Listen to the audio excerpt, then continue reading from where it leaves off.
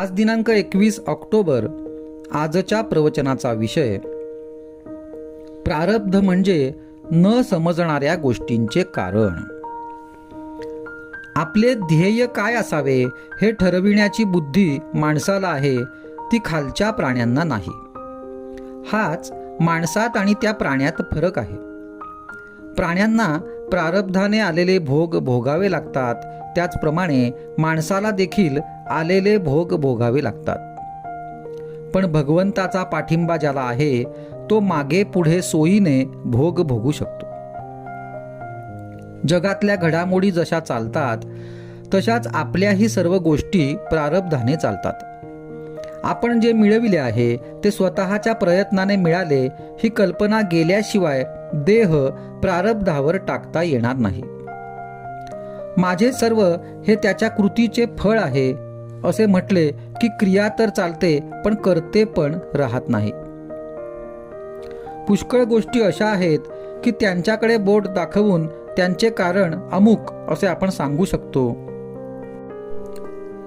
पण काही गोष्टी अशा आहेत की त्यांचे कारण आपल्याला दाखविता येत नाही. अशा वेळी त्या प्रारब्धाने घडल्या असे आपण म्हणतो. प्रारब्ध म्हणजे न समजणाऱ्या गोष्टींचे कारण होय असे म्हणायला हरकत नाही. संतांना देखील त्यांचे प्रारब्ध भोगावे लागते, पण त्यांना देहबुद्धी नसल्याने भोगाचे सुखदुःख त्यांना नाही. व्यवहारदृष्ट्या औषध घेऊन मग भोग भोगणे हाच मार्ग खरा आहे. बुवाने आपल्या सिद्धीने रोग बरा करणे किंवा टाळणे हे बरे नाही. त्यामध्ये बुवाची प्रसिद्धी होईल खरी, पण त्यात त्याचे स्वतःचे कल्याण नाही, तसेच लोकांचेही हित नाही. समजा एक मनुष्य रस्त्याने चालला असताना वाटेत एक 10 रुपयांची नोट पडलेली आढळली. पूर्वसंस्काराप्रमाणे ती उचलून घेण्याची वासना त्याला होईल, पण ती प्रत्यक्ष उचलून घ्यावी किंवा न घ्यावी हे ठरविण्याचे स्वातंत्र्य त्याला आहे. म्हणून प्रारब्धाने देहभोग आला असता त्यामध्ये मनाची वृत्ती कशी ठेवावी हे स्वातंत्र्य आपल्याला आहे. ते प्रारब्धावर अवलंबून नाही. भगवंत सगुणात आला की त्याला देखील प्रारब्धाचा नियम लागू झाला. आपला जन्मजात स्वभाव जरी वाईट असला तरी अभ्यासाने तो खात्रीने सुधारता येईल. जोपर्यंत आपल्या अंतःकरणात अवगुण आहेत तोपर्यंत आपली प्रगती होणे फार कठीण आहे. शेत पेरण्यासाठी ज्याप्रमाणे जमिनीची मशागत करायला पाहिजे त्याप्रमाणे भगवंताचे प्रेम येण्यासाठी आपले अंतःकरण दुर्गुणापासून स्वच्छ केले पाहिजे.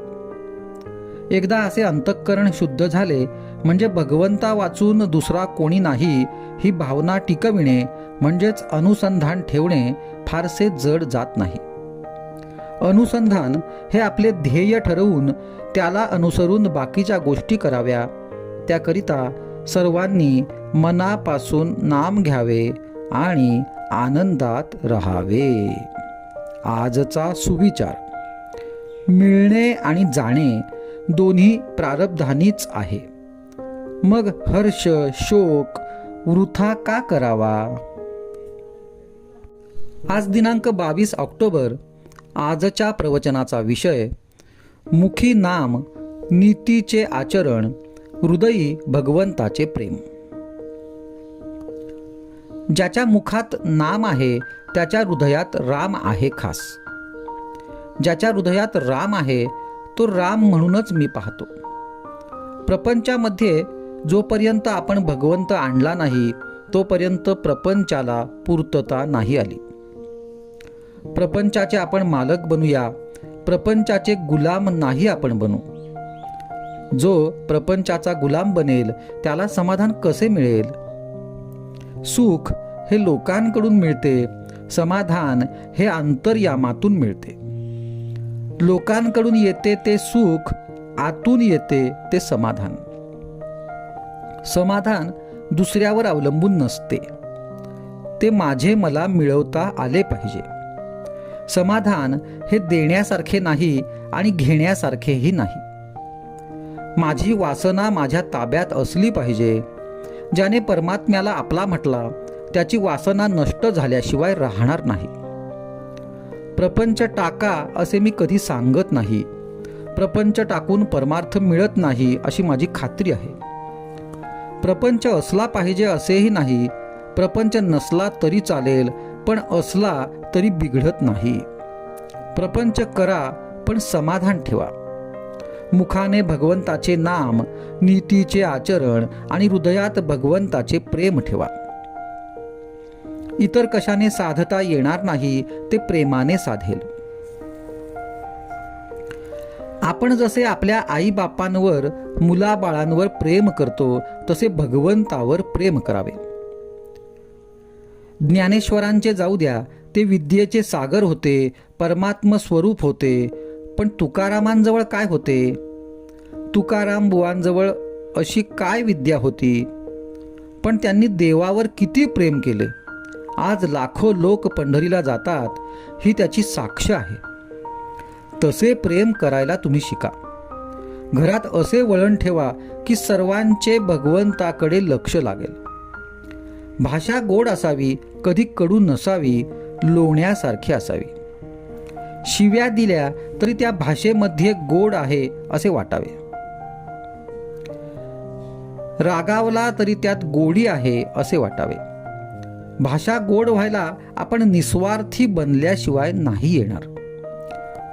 गोकुळासारखे घर असले तर असू द्या, पण गोकुळाला शोभा आणणारा परमात्मा त्यात पाहिजे. गरिबी कितीही असली तरी ते घर सुखरूप दिसेल खास. आम्हाला भगवंताचे खरे प्रेम असेल तर आम्ही त्याच्याकडून प्रपंचातली काही अपेक्षा करणार नाही. चोराने चोरीचा नवस केला आणि प्रापंचिकाने प्रापंचिक गोष्टीकरिता नवस केला, काय फरक आहे? दोघांनाही भगवंत नको आहे. भगवंताचा विसर यासारखे पाप नाही, भगवंताचे स्मरण यासारखे पुण्य नाही. ते स्मरण आपण अखंड राखण्याचा प्रयत्न करूया, नामात राहूया, म्हणजे आपल्या कर्तव्याची जाणीव आपल्याला बरोबर होईल. आजचा सुविचार: दुसऱ्यापासून सुख मिळविण्याचा प्रयत्न करणारा मनुष्य प्रपंची होय. आज दिनांक 23 ऑक्टोबर. आजच्या प्रवचनाचा विषय: तुम्ही नाम घ्यायला लागा, भगवंताचे प्रेम येईलच. ज्या माणसाला आपला स्वार्थ साधायचा नाही त्याला कमी पडणे शक्यच नाही. जिथे निस्वार्थीपणा आहे तिथे भगवंताला पुरवठा केलाच पाहिजे. आपण जगावर प्रेम केल्याशिवाय परत प्रेम मिळणार नाही. जो भगवंताच्या प्रेमात तल्लीन झाला त्याला बाकीच्या गोष्टींची आठवण राहत नाही. ज्याप्रमाणे मालक घरात आला की चोर पळालाच म्हणून समजा, त्याचप्रमाणे जो भगवंताच्या प्रेमात रमला तो खात्रीने सुखी बनला, कारण त्याची देहबुद्धी पळून जाते. म्हणून भगवंताला अशा प्रेमाने आळवावे की त्याच्या डोळ्यात पाणी यावे. आळवताना आपल्या डोळ्यात पाणी आले की भगवंताच्या डोळ्यात पाणी येते. भगवंताचे प्रेम लागायला सत्संगतीचा मार्ग अतिशय उत्तम आहे, यात शंकाच नाही. परंतु सत्संगती सर्वांनाच मिळेल असे काही निश्चयाने सांगता येणार नाही. दुसरा मार्ग विचाराचा आहे. नेहमी चांगले आणि पवित्र विचार मनात बाळगावेत. भगवंताने सर्वांवर कृपा करावी, त्याने सर्वांचे कल्याण करावे, त्याचे प्रेम सर्वांना यावे असे विचार नेहमी मनात ठेवून संतांच्या विचारांचे मनन करावे. सर्वांचे कल्याण चिंतण्यात स्वतःचे कल्याण अनायासे होत असते. पण आपण असे पाहतो की आपले विचार सुद्धा नेहमी स्थिर राहत नाहीत. नामस्मरणाला बसल्यानंतर सुद्धा किती अपवित्र विचार आपल्या मनात येत असतात याचा सर्वांना अनुभव आहे ना. तेव्हा चांगले विचार मनात बाळगणे हेही आपल्या हातात नाही. आता तिसरा मार्ग म्हणजे नाम. नाम हे एकच साधन असे आहे की आपल्याला ते प्रयत्नाने घेता येईल. ते नाम तुम्ही सर्वांनी निशंकपणे घ्या. त्या नामाच्या विरुद्ध तुम्हाला कुणीही काहीही सांगितले तरी त्याचे ऐकू नका. ते नाम कसे घ्यावे वगैरे चिकित्सेत तुम्ही पडू नका. तुम्ही नाम घ्यायला लागा. भगवंताचे प्रेम तुम्हाला आल्याशिवाय राहणार नाही. अगदी सतत निश्चयाने नाम घ्या. जिथे नाम तिथे माझा राम आहे हा माझा विश्वास तुम्ही बाळगा. दुसरे काही एक न करता सतत निश्चयाने नामात राहणाऱ्या माणसाला संतांची भेट होऊन ते त्याचे कल्याण करतील. भगवंताचे नाम ही ठिणगी आहे. ती फुलवली तर सबंध जग भरून जाईल एवढी मोठी होऊ शकते. ही नामाची ठिणगी आपण जागृत ठेवूया. जो नामात राहिला त्याचा वासना क्षय झाला आणि दैन्यपणा संपला. ते नाम तुम्ही सर्वांनी मनापासून घ्या आणि सर्वांनी अगदी आनंदात राहून सुखाने संसार करा. आजचा सुविचार. विचार आणि नाम यांनी वासनेला खात्रीने जिंकता येईल. मग आपले कर्तेपण आपोआप मरून जाईल. आज दिनांक 24 ऑक्टोबर. आजच्या प्रवचनाचा विषय परमेश्वराची खरी पूजा. देहाभिमान नाहीसा झाला म्हणजे काळजीचे कारण उरत नाही. मी साधना करतो असा अभिमान देहाभिमानामुळे उत्पन्न होतो. हा साधनाभिमानही घातक असतो. तेव्हा जे काही होते ते परमेश्वराच्या सत्तेने होते असे मानित जावे. आपले हित कशात असते हे त्यालाच उत्तम कळते आणि तो सर्व तुमच्या बऱ्याकरिताच करीत असतो. तेव्हा कसलीही काळजी करू नये. त्याच्यावर विश्वास टाकून आनंदात असावे. चित्तवृत्ती परमेश्वराकडे लावावी. तेथून ती विषयाकडे जाऊ लागली म्हणजे संधी साधावी, म्हणजे त्यावर लक्ष असावे. मन विषयाकार होऊ लागले म्हणजे माझे स्मरण करावे. बऱ्याच वेळाने आठवण झाली तरी माझे स्मरण करावे, म्हणजे पुढे पुढे लवकर आठवण होऊ लागेल. ज्याचे मन पूजेत असते त्याची खरी पूजा होते. सर्वानुभूती भगवद्भाव आणि कोणाचे मन न दुखविणे ही पूजा खरी होय. पूजेला बाह्योपचाराची गरज नसते. मन मात्र अर्पण होणे जरूर आहे. पूजेत भाव असणे जरूर आहे.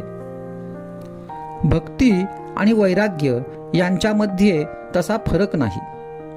परमेश्वराची आवड म्हणजे भक्ती आणि विषयाची अनासक्ती म्हणजे वैराग्य.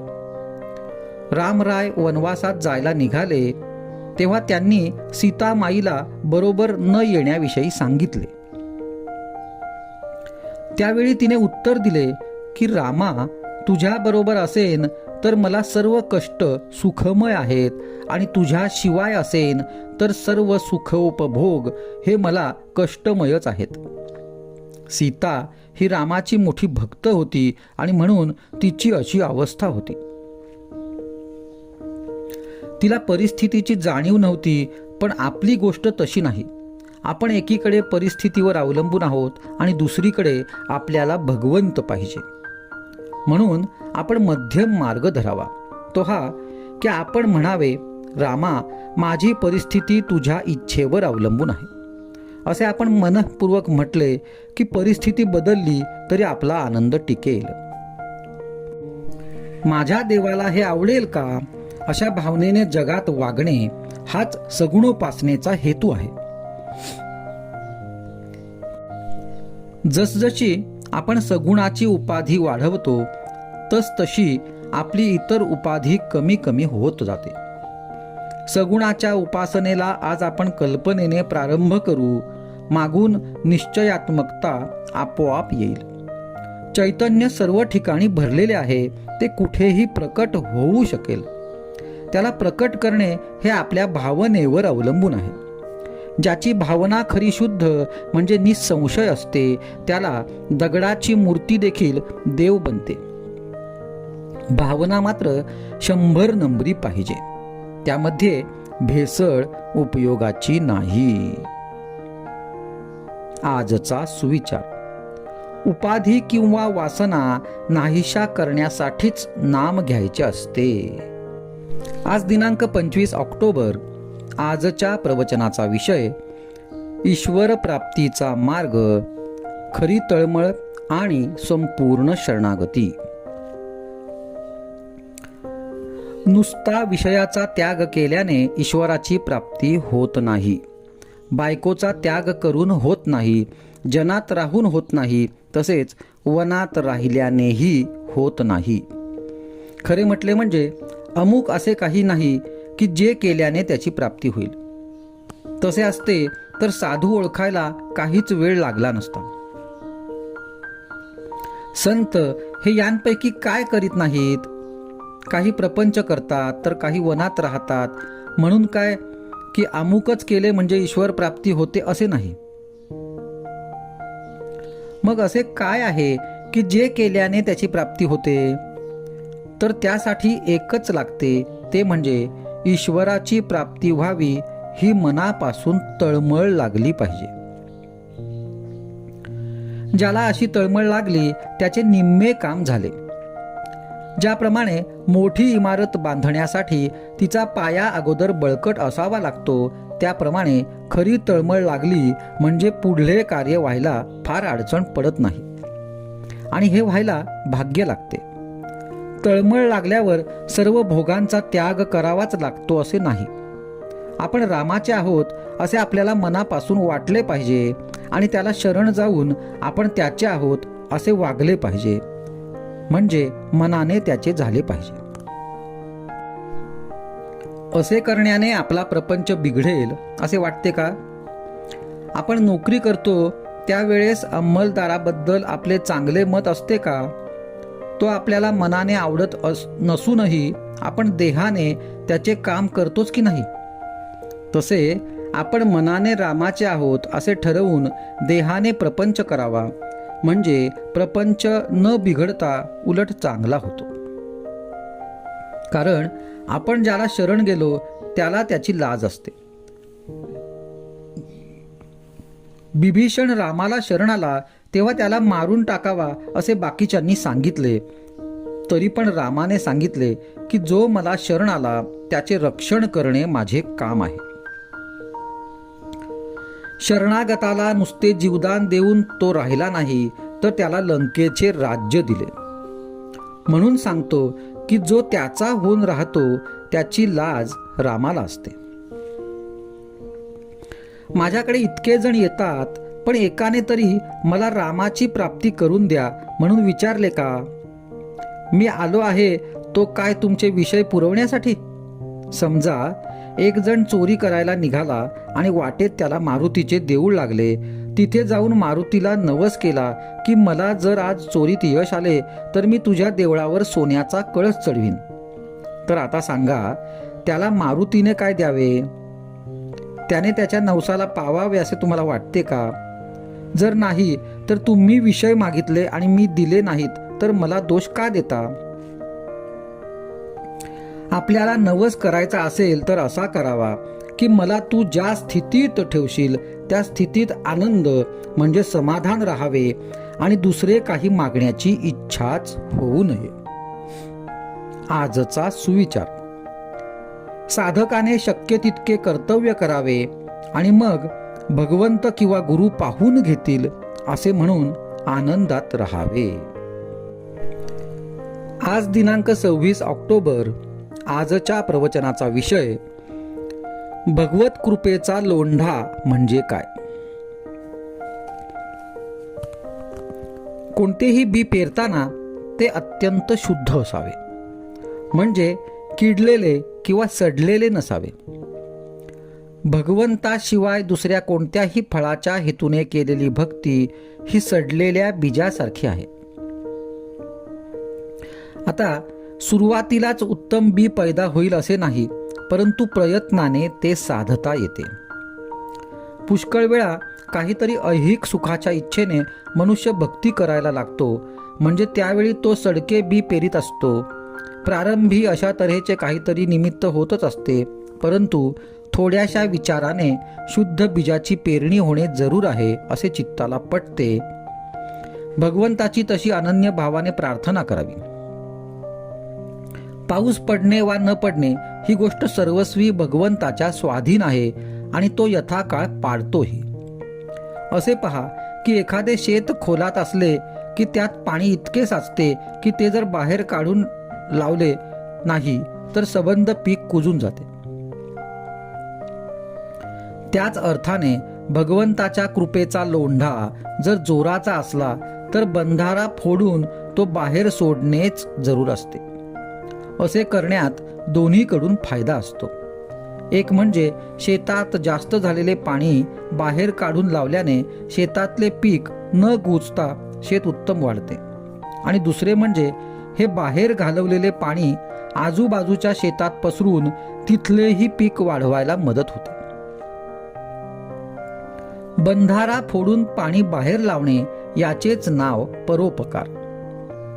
साधकाची जशी प्रगती होत जाईल त्याप्रमाणे मध्यंतरी सिद्धी प्राप्त होऊन बोललेले खरे होणे, दुसऱ्याच्या मनातले समजणे, एका ठिकाणाहून दुसऱ्या ठिकाणी अदृश्य गतीने जाणे इत्यादी प्रकार घडू लागतात. अशा वेळी मोहाला बळी न पडता त्यांचा उपयोग स्वार्थाकडे न होईल अशी खबरदारी घेणे जरूर असते. उपयोग करायचाच झाला तर दुसऱ्याचे काम करण्यात परोपकारात व्हावा. यालाच बांध फोडून पाणी बाहेर लावणे असे म्हणता येईल. शहाण्या माणसाने आपले सुख बाहेरच्या वस्तूवर अवलंबून न ठेवण्याचा अभ्यास करावा. बाहेरची वस्तू सुटली तरी मनाला दुसरी वस्तू देणे आवश्यक असते. अशी वस्तू म्हणजे भगवंत होय. भगवंत हा नेहमी राहणारा, स्वयंपूर्ण आणि आनंदमय असल्यामुळे त्याचे चिंतन करता करता मनामध्ये ते गुण उतरतात. अर्थात मन भगवंताच्या चिंतनाने आनंदमय बनल्यावर त्या माणसाला जीवन किती रसमय होत असेल याची कल्पना करावी. मी त्याचा आहे आणि हे सर्व त्याचे आहे अशी सारखी जाणीव पाहिजे. किती आनंद आहे त्यात. आजचा सुविचार. शुद्ध अंतःकरण ठेवून नाम घेतले तर भगवंताच्या कृपेचा अनुभव येईल.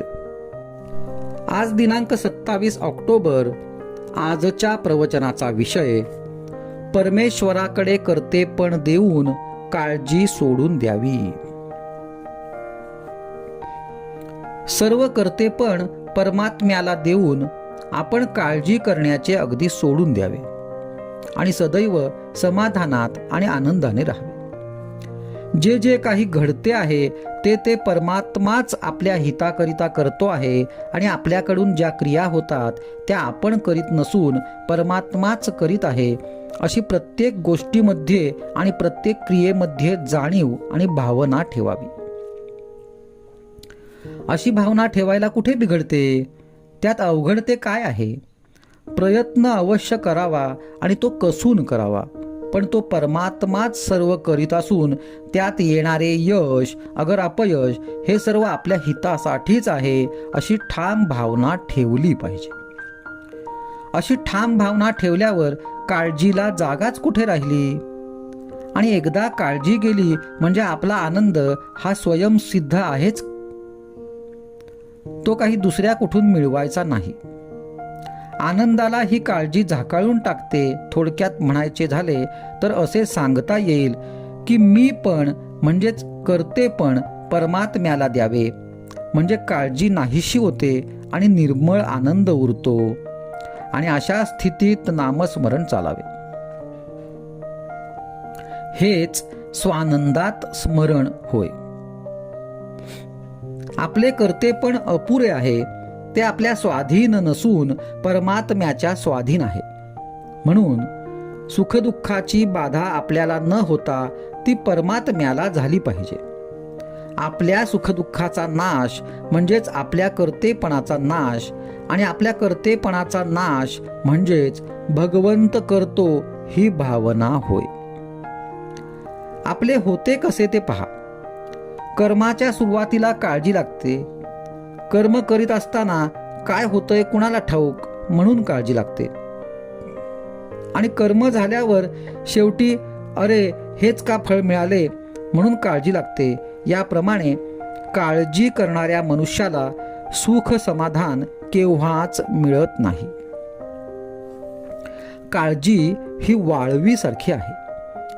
काही खात असताना तर ती दिसत नाही, पण कपडा किंवा पुस्तक खाल्ल्यावर मात्र ती दिसते. त्याचप्रमाणे काळजी आपली निष्ठा कमी करीत असते. त्या अवस्थेत ती दिसत नाही, परंतु नंतर मात्र ती दिसते. काळजी सोडायची म्हटली तर आजच सुटेल, नाहीतर ती केव्हाच सुटणार नाही. भारतीय युद्धात भगवंताने जिथे रथ नेऊन उभा करावा तिथे अर्जुनाने बाण मारावे. अर्जुनाने आपल्या रथाच्या दोऱ्या भगवंताच्या हाती दिल्या. त्याचप्रमाणे आपण आपल्या जीवनाच्या दोऱ्या भगवंताच्या हाती देऊया. अर्जुनाच्या जागी एखादे बाण मारणारे यंत्र जरी असते तरी काम तेच झाले असते.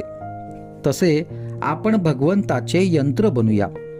यंत्राला चालविणारी शक्ती आणि यंत्राकडून काम करवून घेणारी शक्ती म्हणजे भगवंत आहे.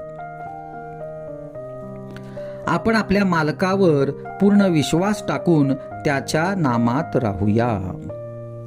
आजचा सुविचार. आपला देह प्रारब्धावर टाकून साधकाने मजेत त्याच्या सुखदुःखाकडे पाहावे.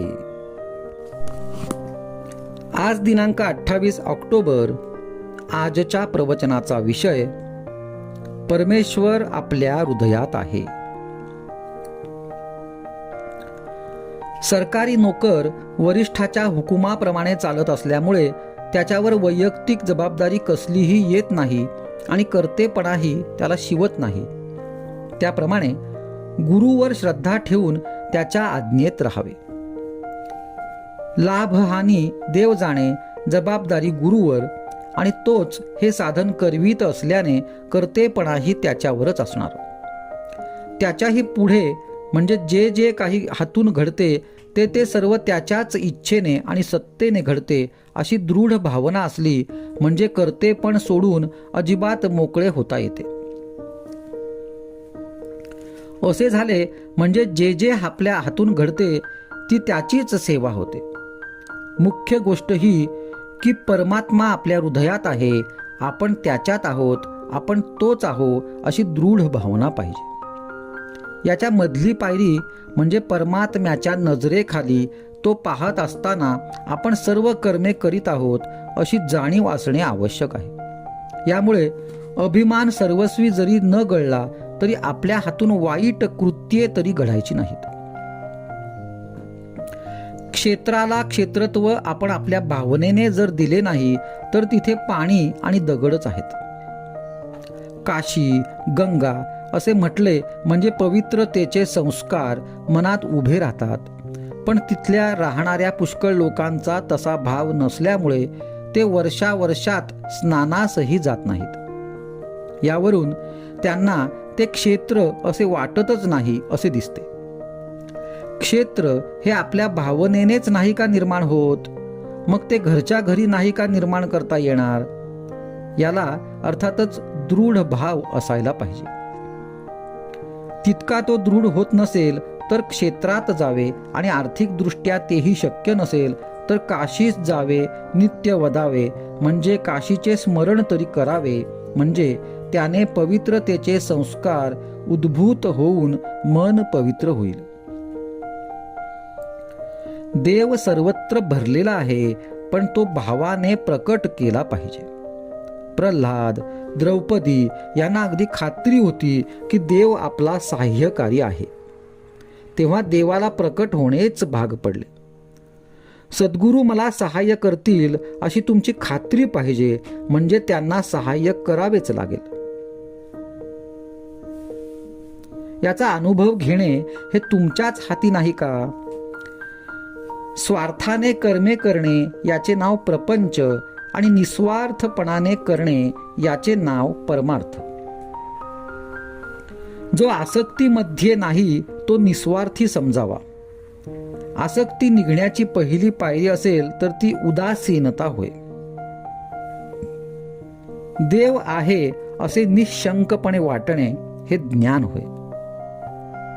हे ज्ञान भगवंताच्या अनुसंधानात राहिल्याने सहज प्राप्त होते. आजचा सुविचार.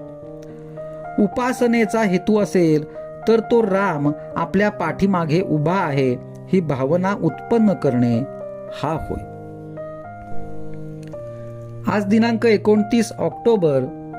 आजच्या प्रवचनाचा विषय भगवंताचे होण्यास आपण निर्दोष असणे जरूर आहे. भगवंताचे समाधान आम्हाला न मिळण्याचे कारण आम्ही ज्याचे आहोत असे वाटते ते आम्हाला सोडता येत नाही.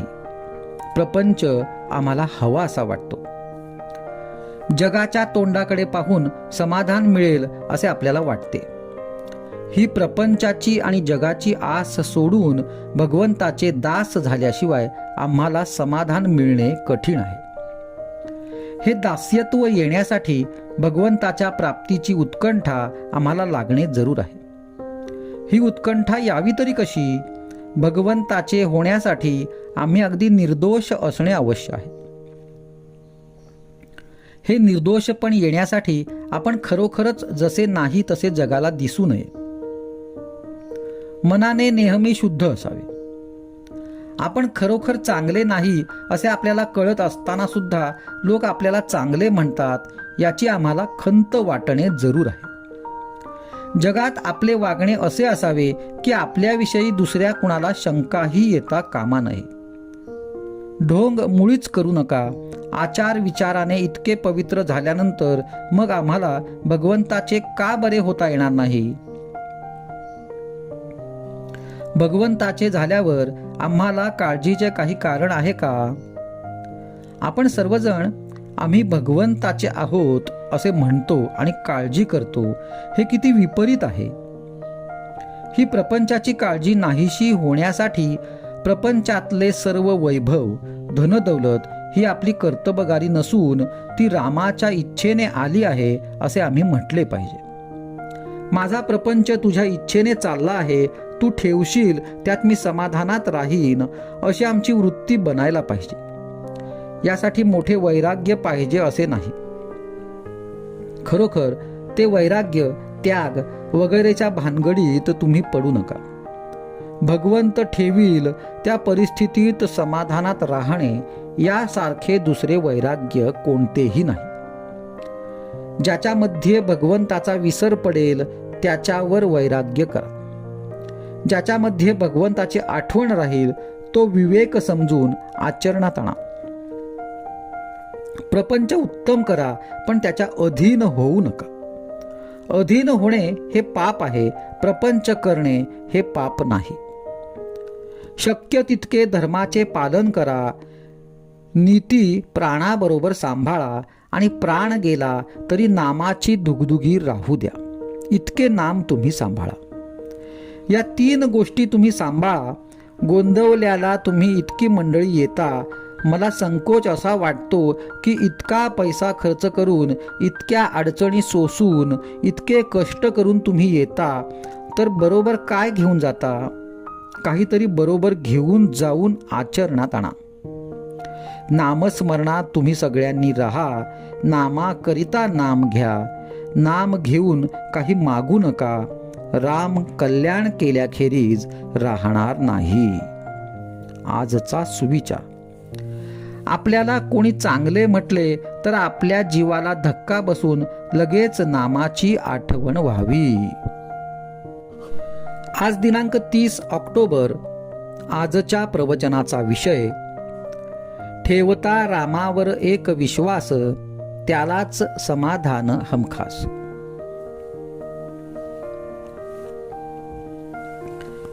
रामाचा हात माझ्या मागे हे ठेवावे मनात. व्यवहार सांभाळून वागावे जगात. दुष्ट मतीची उत्पत्ती ही दुर्जनाची संगती. भावे धरिता रघुपती सर्व संकटे दूर जाती. भोगात नामाचे न व्हावे विस्मरण याकरिता राखावे समाधान. देहाचे भोग देहाचे माथी त्याची न मानावी खंती. विश्वास ठेवावा रामापायी सर्व काही चांगले होऊन जाई. आपला भार घेतला रामाने विश्वासाने सत्य मानणे खरे. सद्गुरु आज्ञाप्रमाण हेच साधनातील साधन जाण. जो जो प्रसंग येईल जैसा तो तो सान्निध्य जाणावे रघुपतीचा. शरीर आहे 2 दिसांचे वाया न जाऊ द्यावे साचे. रामकृपा त्याजसी होई ज्याने नाव ठेवले हृदयी. मुखी नाम हृदयी राम त्याने जोडला आत्मा राम. गुरुचरणी ठेवावा विश्वास निर्भयता त्याने येत खास. जे जे होणार ते होतच जाते विनाकारण मन कष्टी होते. माझे प्रपंची नाही सुखदुःख असे ज्याने जाणले चित्ती त्याचा संसार सुखाचा झाला निश्चिती. ज्याने दिली रामाची संगती त्याचा विषाद न मानावा चित्ती. उद्विग्नतेचे कारण साधनाचे विस्मरण. मुख्य करिता रामाची भक्ती आपोआप गळते विषयाची आसक्ती. भगवंतावर ठेवावा पूर्ण विश्वास तो करतो तेच हिताचे मानावे खास. अंतःकाळी भगवंताचे नाम त्याला करीन माझे समान. हे भगवंताचे वचन जाण त्याच्यावर ठेवावा विश्वास. म्हणून रामा वाचुनी जगती आता माझा असे न म्हणावे चित्ती. दुःख जाण्यास उपाय सांगती साधुजन आसक्तीत न गुंतावे आपण. म्हणून सर्व काही करावे पण मीपणाने कोठे न राहावे. याला उपाय एकच जाण सदा राखावे रामाचे अनुसंधान. कशातही नसावे आपलेपण. परिस्थिती निर्माण झाली कालांतराने विलय पावली. म्हणून न मानावे कशाचे सुखदुःख सर्वात रामाची जाणीव एक. वाचेने मौन हृदयात रामाचे प्रेम. अखंड रामाचे अनुसंधान वाहून दुजे नाही साधन. हे मानावे प्रमाण. ठेवता रामावर एक विश्वास त्यालाच समाधान हमखास. म्हणून रामाची चित्ती ठेवावा विश्वास वळण द्यावे व्यवहारास. साधन असे काही असावे ज्याने साध्याला सहज पोहोचावे. राम म्हणावा आपला साधनातील साधनाचा लाभ झाला. शुद्ध असावे आचरण पवित्र करावे मन. नामस्मरण ज्याच्या मुखी रामकृपे तोच एक सुखी. एकच देव एकच गुरु एकच साधन यावर ठेवता विश्वास. कृपा करील ईश्वर खास. आजचा सुविचार. जेव्हा मनासकट देह केला अर्पण मग मरणाच्या भयाचे काय कारण. आज दिनांक 31 ऑक्टोबर. आजच्या प्रवचनाचा विषय मनुष्य मात्र भगवंताच्या प्राप्तीसाठीच जन्माला आला आहे. भगवंत एकच ओळखतो. जो त्याची भक्ती करतो तो त्याला आवडतो. तिथे जातीचे वर्णाचे बंधन नाही. आपण भाग्यवान कुणाला म्हणतो. ज्याच्याजवळ पैसा अधिक असतो त्याला. पण तो काही खरा भाग्यवान नव्हे. ज्याला भगवंत भेटला तो खरा भाग्यवान. भगवंत आपल्याला भेटणे हे प्रत्येकाने जीवनातले मुख्य कार्य समजावे. पैसा भगवंताच्या आड येत नसतो. आपला अहंकार मीपणा हाच मुख्यतः भगवंताच्या आड येतो. मी सेवा करतो असे जो म्हणतो त्याची खरी सेवाच होत नाही. कर्तेपणा आपल्याकडे घेतो तोपर्यंत सेवा नाही घडली. भगवंताची आठवण ठेवून जे जे कर्म आपण करतो ते ते पुण्यकर्म होते. भगवंत माझ्या जवळच आहे अशी श्रद्धा ठेवून वागा. श्रद्धेने जो करील त्याला फळ येईल खास. पण म्हणून श्रद्धे वाचून केलेले भजन पूजन वाया जाते असे नाही समजू. भगवंताची भक्ती उत्पन्न व्हावी म्हणूनच भजन पूजन करावे. मनाचे रंजन म्हणून करू नये. सत्कर्म करणारे पुष्कळ असतात, पण पुष्कळ वेळा त्यात स्वार्थ बुद्धी असते. फळाची आशा न ठेवता सत्कर्म करणे हीच खरी भक्ती. सर्वानुभूती भगवत भाव ठेवावा हेच परमार्थाचे खरे सार आहे. माझ्यामध्ये भगवंत आहे हे मी ओळखले म्हणजे इतरांच्या ठिकाणी त्याला पाहता येईल. मी कोण हे न ओळखल्यामुळेच आपले सर्व चुकते आहे. माझ्यात भगवंत आहे हे दोन प्रकारे पाहता येते. सर्व चेतना त्याच्याकडून मिळते हे एक. दुसरे म्हणजे देह ठेवला असे जेव्हा आपण म्हणतो तेव्हा ठेवणारा कोणी दुसरा असला पाहिजे. देह हा मी नव्हे. जागृती, स्वप्न, सुषुप्ती यांचा साक्षी कुणीतरी आहे हे खास. मी कोण हे जाणायला साक्षी रूपाने वागावे.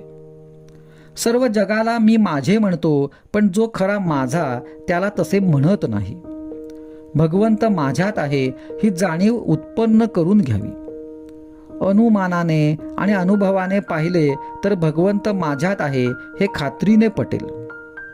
वर्षाचा आनंद पाडव्यापासून, आयुष्याचा आनंद वाढदिवसापासून आणि दिवसाचा आनंद सकाळपासून सुरू होतो. म्हणून भगवंताच्या भक्तीला आपण त्याच्या नामाने सुरुवात करावी, म्हणजे त्यामुळे होणारा आनंद लगेच आपल्याला मिळेल.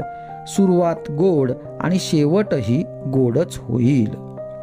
आकाश हे जसे सर्वांना सारखे आहे त्याचप्रमाणे मानव जन्माचे ध्येय हे सर्वांना सारखेच आणि एकच आहे. कोणत्याही जातीतला, धर्मातला किंवा देशातला मनुष्य असो, तो भगवंताच्या प्राप्तीसाठी म्हणजे परमार्थासाठीच जन्माला आला आहे. आजचा सुविचार. आपण भगवंताला शरण गेलो तर तो आपल्याला हातचा कधी सोडणार नाही.